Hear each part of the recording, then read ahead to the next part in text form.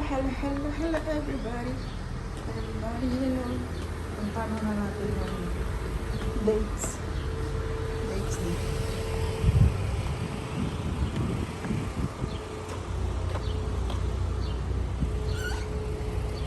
Susukurin muna natin yung dates, guys. So, sobrang init dito sa Kuwait. At ayan, nandito yung lemongrass. Kawawa naman siya. Bakit siya kawawa? Baka mamamatay na siya dahil sa init. Tapos kailangan talaga siyang tanggalan ng ano. Tanggalin natin, guys. Magsabaw ako ng ano, lemongrass.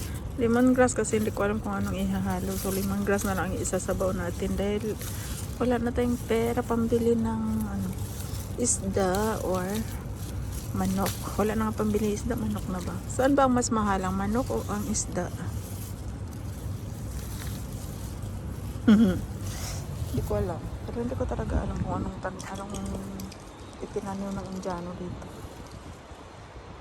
Hala, malapit na, nag-yelo-yelo na pala siya, guys. Ay, nawala na yung upuan dito ni Baba kasi pinagbawal na ng gobyerno.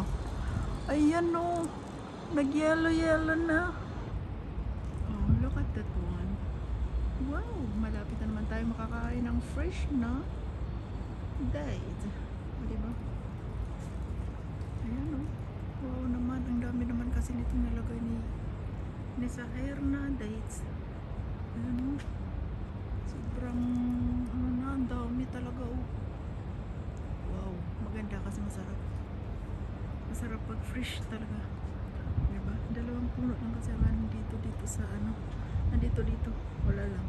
Nagkayuring-yuring na ang yung dula o diba? Ang dami oh. Hi Ebon. Hi Ebon na may layang lumipad oh.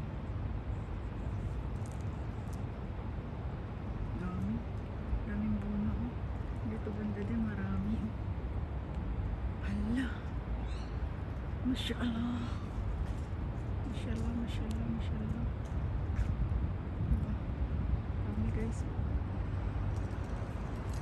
Paano kaya yung grabe naman yung nilagay ni Sahir dito? Hindi na tuloy siya masyadong makalaki kasi sobrang dami yung nilagay niya. Ilang ano ba yan? Diba? Pero ang ganda niya tingnan. Dalawang puno lang yan, no? Pero talagang busog na busog ang mga bunga. Oh.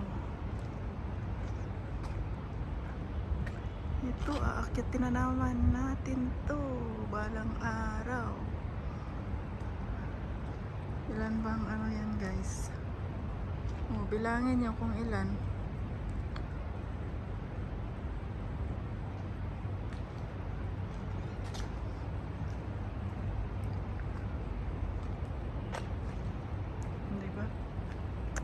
Dami niya. So yan lang naman ito. Dalawang puno lang siya. Nung una, maliit-liit pa siya. Ngayon, ang laki-laki na nila. Sana all. So that's all for today's video, guys. Kasi sobrang init dito sa labas ng... Grabe, sobrang init talaga dito. Umabot na siya ng 42.